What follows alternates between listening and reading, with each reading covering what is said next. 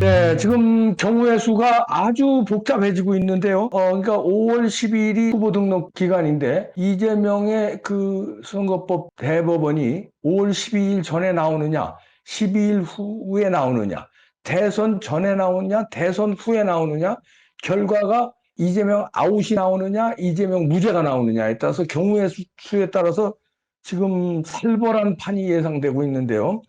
자, 이런 판에 우선 이제 정리를 하면요.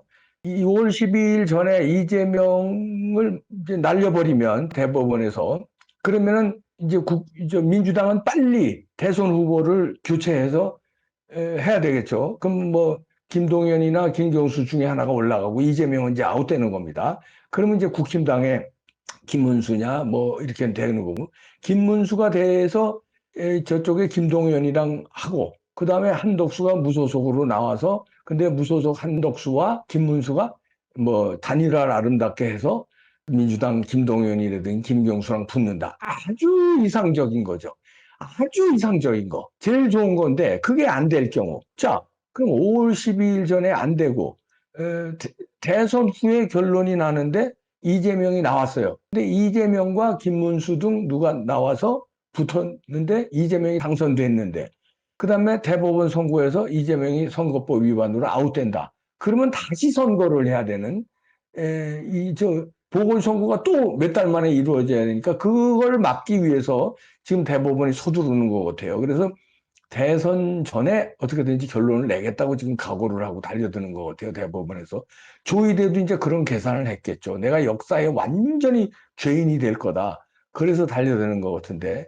자, 그럴 경우에 이제 5월 12일 전에 이재명 무죄가 돼서, 이재명과 이쪽에 김문수가 되는 거. 이런데 이제 한덕수와 김문수가 아름다운 단일화에서 1대1 구도로 가는 거. 이런 이제 것도 상정할 수 있고요. 그 다음에 최악의 경우는 이재명이 나왔는데 무죄가 됐어요. 그 이재명이 날개가 돋치지. 날개를 달았죠. 그리고 이쪽에서는 김문수가 아니라 경선에서 한동훈이 나와요. 김문수가 경선에서 떨어져. 왜냐하면 역선택이라든가 여론 조작에 의해서 김문수가 떨어지고 한동훈이 올라와. 그러면 최악의 경우는 이재명과 한동훈이 결승에서 붙는 거. 이거는 우리는 끔찍하지만 상상도 할 수 없지만 그렇게 될 가능성도 배제할 수는 없습니다. 경선 마지막까지 지켜봐야 되겠지만 그때를 대비해서 전광훈 목사가 출마 선언한 거 아닌가 저는 그렇게 해석을 합니다.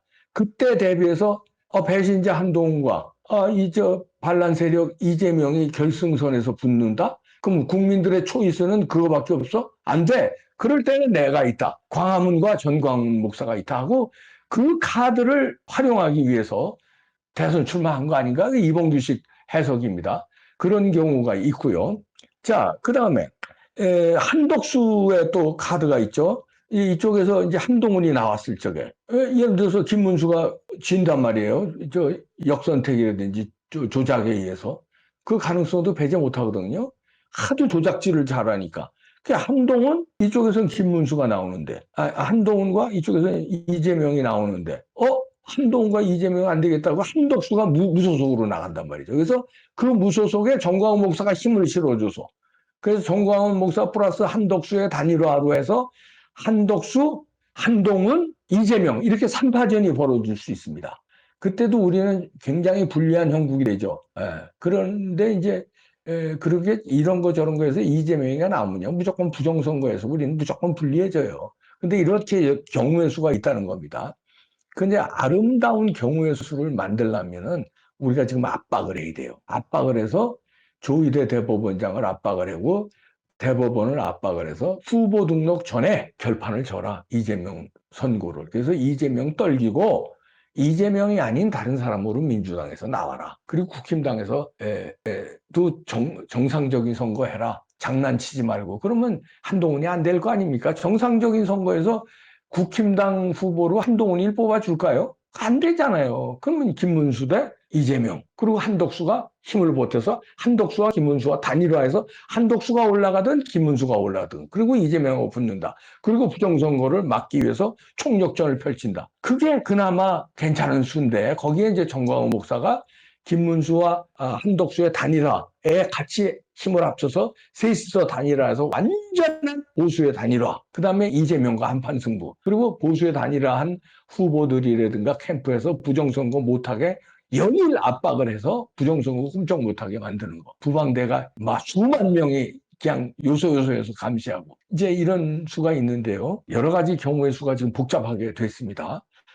그러니까 지금 후보 등록되기 전에 나오느냐, 이 결론이 나오느냐, 이재명의 선거 결과가요. 후에 나오느냐, 그 다음에 이재명의 선거 결과가 무죄가 되느냐, 유죄가 되느냐. 복잡한 상황이 됐습니다.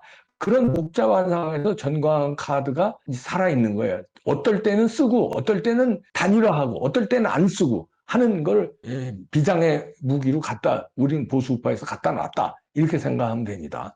그런데 지금 윤심이 또 하나의 카드잖아요. 윤심이 어디로 향하느냐 하잖아요. 그래서 저는 처음에 윤심이 김문수로 향한 것 같다. 아주 초기에. 그랬는데 제가 말 떨어지자 무섭게 그 다음 날인가 그 다음 날 김문수 장관이 실수를 했어요. 실수인지 본심인지 모르지만 이준석을 끌어안는다. 이런 바람에 김문수 장관이 인기가 떨어지기 시작했습니다. 저도 그 비판했고요. 어따 대고 이준석을 끌어안느냐. 다 된 밥을 재뿌리는 거냐. 그래서 인기가 떨어져서 지금 한동훈하고 1, 2위 싸움을 하는데 아직까지는 김문수 후보가 이겨요. 근데 장난칠 수 있다는 거 아니에요. 장난의 빌미를 줬단 말이에요. 왜냐하면 압도적인 차이면 장난 못 쳐요.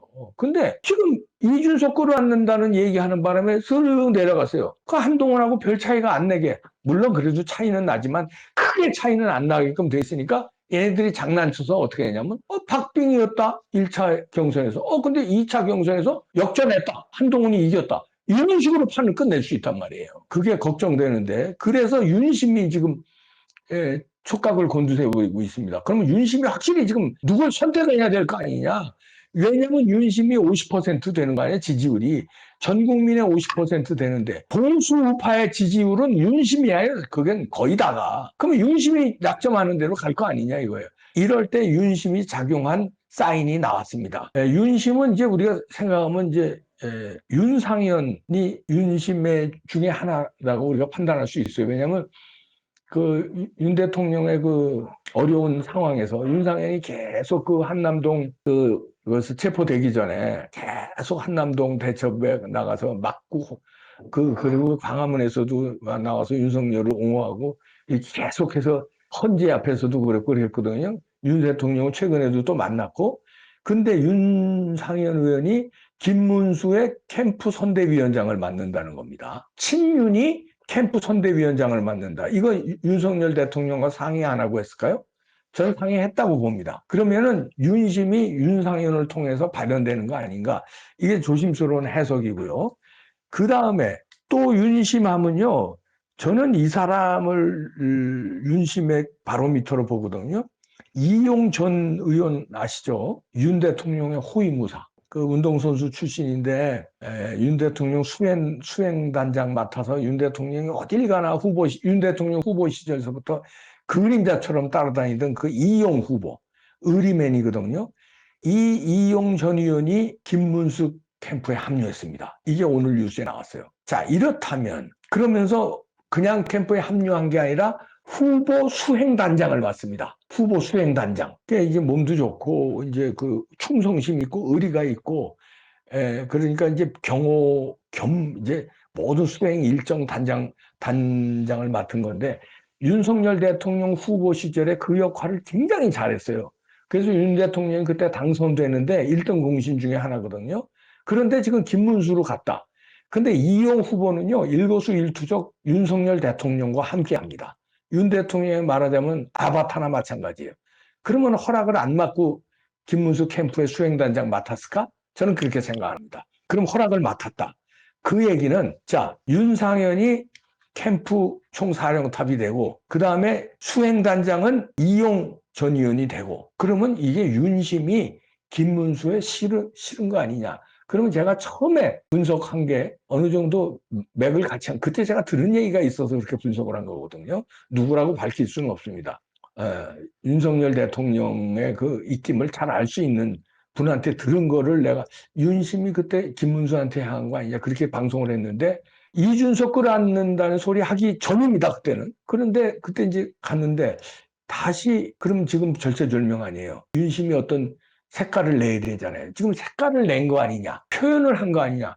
입으로 나는 김문수를 지지합니다. 이 얘기를 할 수가 없어요. 윤석열 대통령. 왜냐하면 그 전직 대통령으로서의 어떤 그 도리도 있고 여러 가지 그 양심도 있고 뭐 그렇잖아요. 정치적 도의도 있고 그러니까 직접 입으로는 내지 못하지만 이런 게 사인이 윤상현이 김문수 캠프의 총사령탑을 맡고 그다음에 이용이 내 복심인 이용이 수행단장 맡고 이렇게 해서 그럼 윤심이 김문수에게 쏠리는구나. 이거를 간접적으로 우리가 알 수 있게 사인을 보내는 거 아니냐. 이렇게 저는 해석하는데.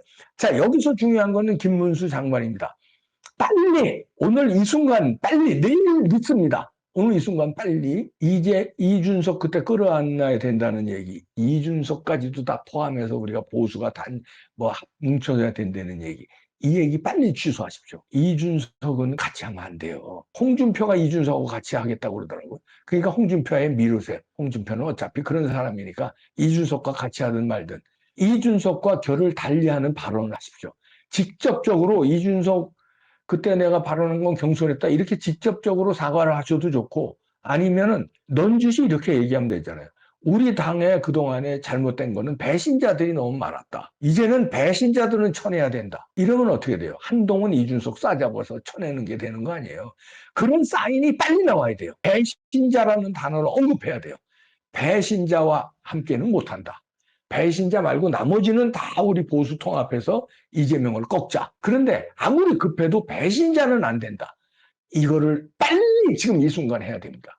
그러면 김문수의 지지율이 다시 윤심과 함께 살아날 수 있어요. 그러면 나중에 한덕수와 어떤 코드로 아름다운 단일을 하느냐. 그럼 보수가 거기다가 정광훈 목사까지 버무리면 삼위일체가 되면 그리고 삼위일체가 돼서 광화문에서는 정광훈 목사가 부정선거 막는다고 총출동시키고 그다음 국힘당에서는 김문수 후보가 부정선거 때려잡겠다고 투기 만들고 저거 해서 총출동시키고 한덕수 후보는 김문수와 정광훈과 단일화 한 다음에 행정력을 이용해서 그 얼마든지 간섭할 수 있거든요. 부정선거 없도록 하기 위해서.